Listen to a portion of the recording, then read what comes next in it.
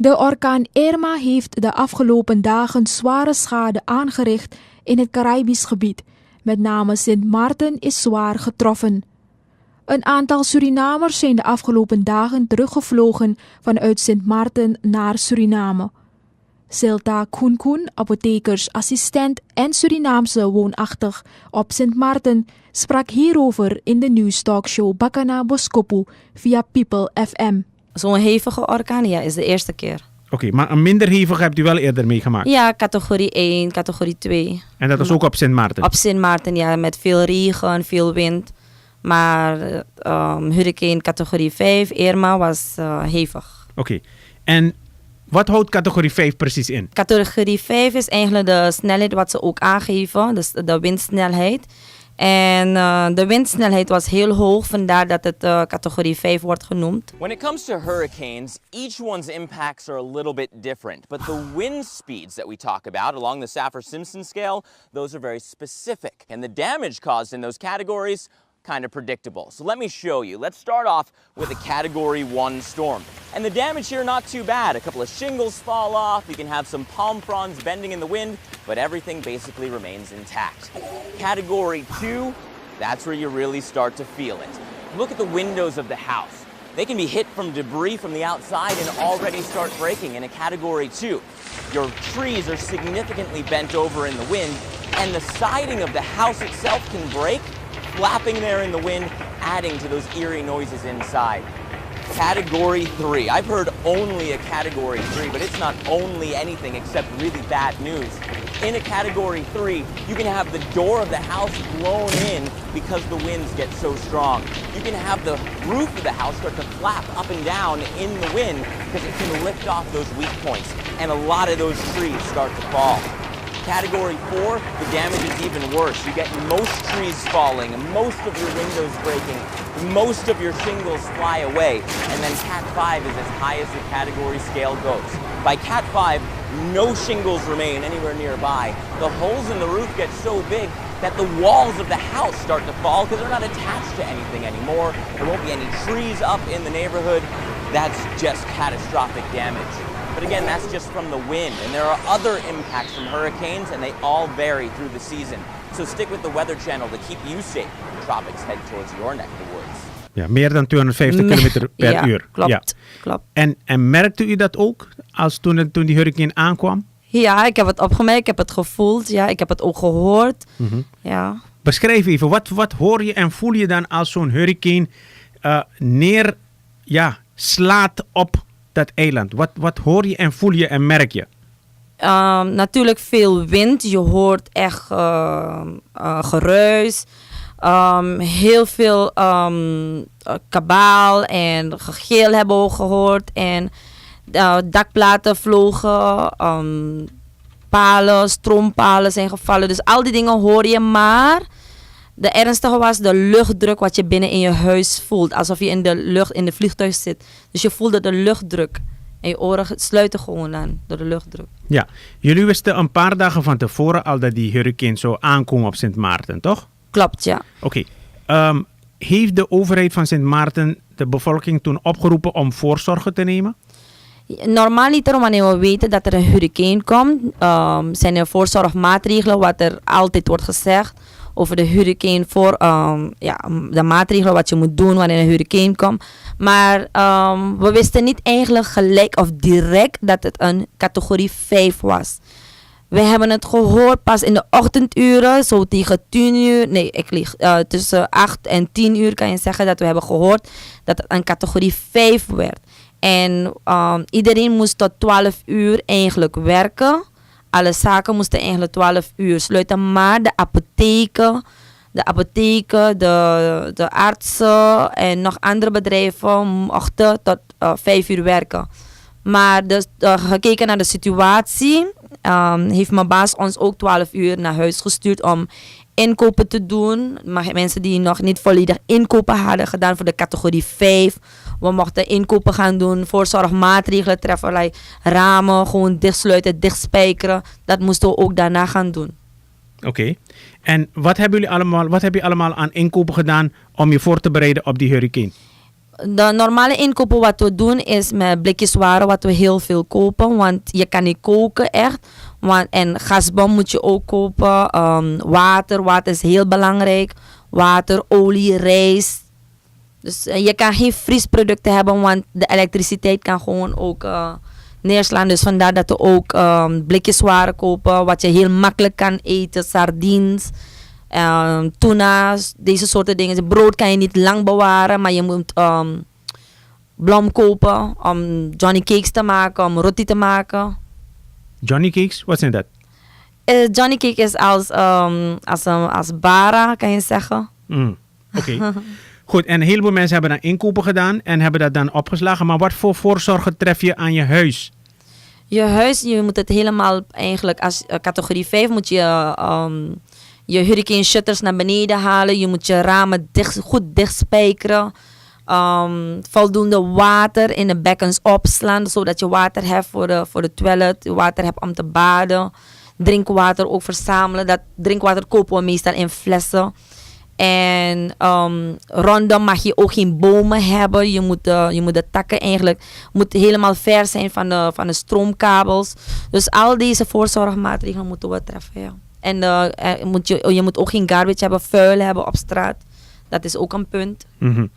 Oké, en nu heb je al die dingen gekocht. En toen heb je dus gemerkt dat de andere mensen dat natuurlijk ook gedaan hebben. Maar was het dan niet zo dat op een gegeven moment als iedereen inkopen gaat doen en gaat opslaan, dat die winkels dan een tekort hebben aan goederen? Nee, volledig. Nee, dat heb je niet. Want er wordt een grote voorraad eigenlijk gehouden. Want er wordt aangegeven, je hebt de hurricane season. Wat ze zeggen, het begint in augustus en het eindigt eigenlijk in oktober. Het is de hurricane season. Dus de bedrijven doen ook grote inkopen. Ja, en nu heb ik me laten vertellen dat er ongeveer 1500 Surinamers op Sint Maarten wonen. Hebben jullie onderling contact met elkaar? Niet met de 1500 mensen, maar met ik ben eigenlijk in een Surimaarten groep waarbij we toch contact hebben met 100 zoveel Surinamers. Dat we onderling vergaderen of ontmoeten. En hoe hebben jullie contact? Via de WhatsApp. We hebben een groep, een Surimaarten groep. En via de WhatsApp hebben we contact met elkaar. Oké.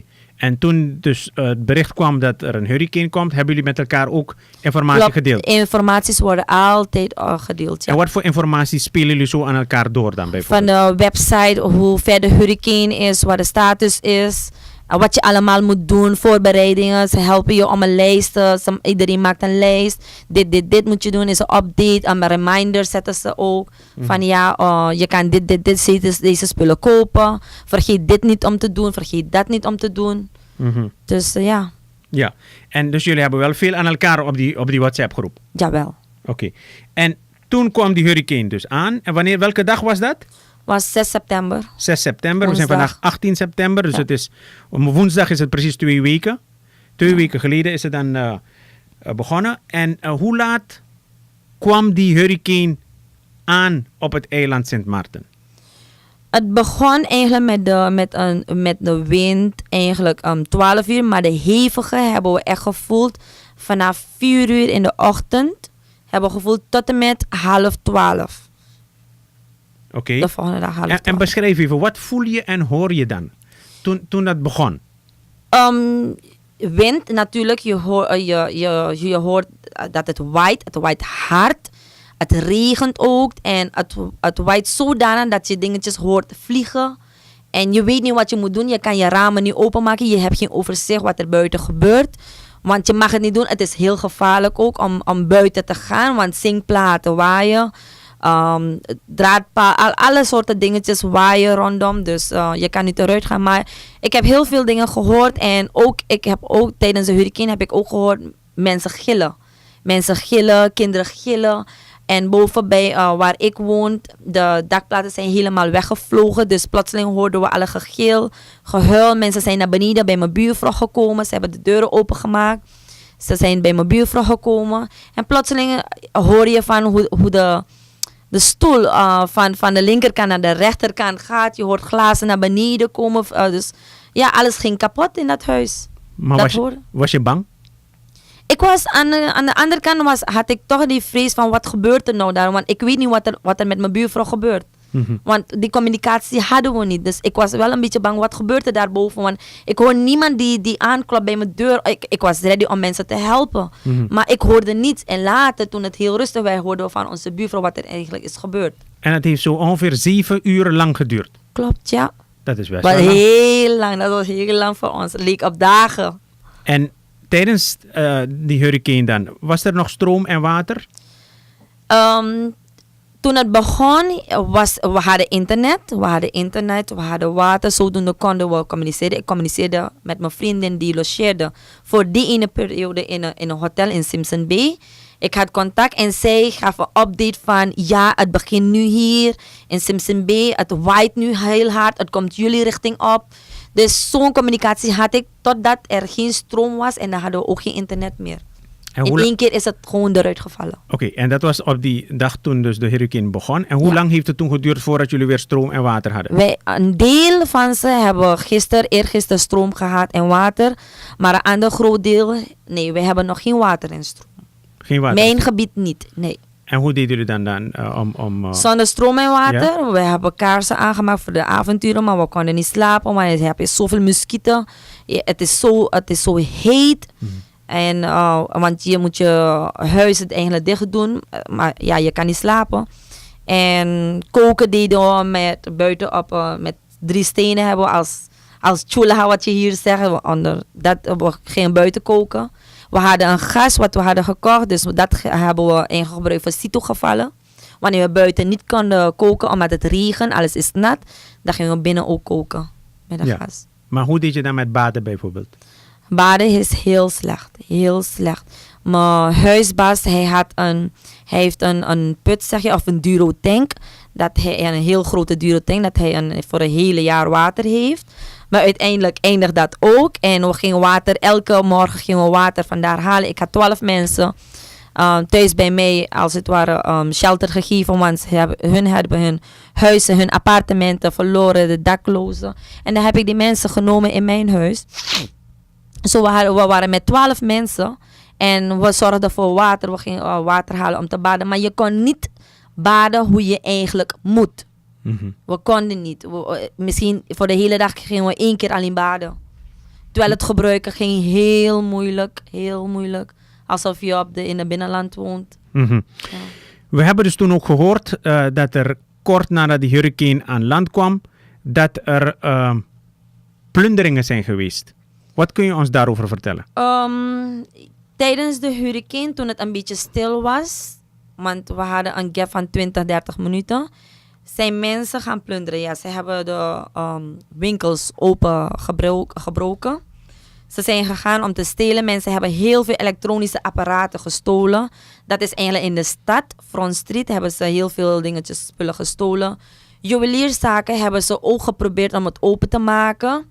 En ik heb gehoord dat de securities die mensen ook binnen hebben toegelaten bij de juwelierszaak. Toen zijn de polities ingeschakeld. En de politie begon sinds die tijd, de militairen, ze begonnen nu controle te doen. Oké, hebben ze ook mensen opgesloten? Nu, momenteel, ja, ze hebben mensen opgesloten, ja. Oké. Maar ze zijn bezig ook via de camera. Want de winkels hebben camera. Als ze de mensen herkennen, worden ze ook geprosecute. Oké, nu heb jij dat voor de eerste keer zo hevig meegemaakt, zo'n hurricane. Ja. In de dagen daarna was je zodanig geschrokken dat je bijvoorbeeld daar nachtmerries van kreeg of zo? Of dat heb je niet meegemaakt? Nee, ik niet. Maar andere mensen wel. Er was een oom en een tante van mijn vriendin daar op vakantie. Ze waren pas 3 dagen daar en hebben ze dit meegemaakt. En die man, hij is helemaal getraumatiseerd. Hij zei, hij gaat nooit meer naar Sint Maarten.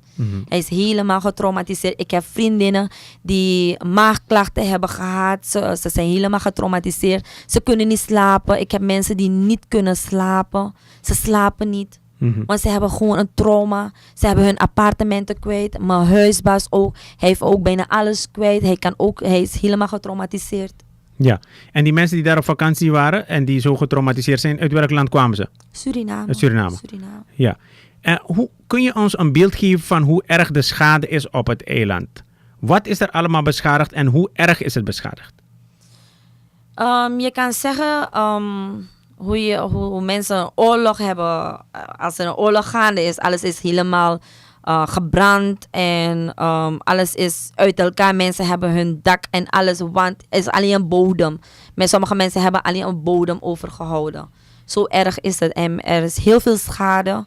Huizen zijn kapot, appartementen, hotels, de Great Bay Sonesta. Hotel is helemaal beschadigd. Maho was heel bekend met de landen van de vliegtuig. Het bestaat niet meer. Het is helemaal beschadigd. Mensen kunnen niet meer daar wonen. Ze hebben hun banen kwijt. Mensen die in een hotel werkten, ze hebben geen werk meer. Want het hotel, alles is beschadigd. Ja, nu zijn er ook gebouwen echt compleet ingestort van boven naar beneden? Of is het meer dat de daken weg zijn gewaaid en dat bovenste verdiepingen zijn beschadigd? Ja, ze zijn meer beschadigd. Het is weggewaaid. Maar niet dat het echt is ingestort. Nee, dat heb ik niet gezien. Oké. En is inmiddels nu op het hele eiland weer elektriciteit en water? Een deel van ze heeft elektriciteit en water. Want mensen die, waarbij de kabels ondergrond zijn, hun hebben eerder elektriciteit ontvangen. En de rest moet de mensen van GB gaan lopen, als EBS gaan lopen en oplossing gaan zoeken.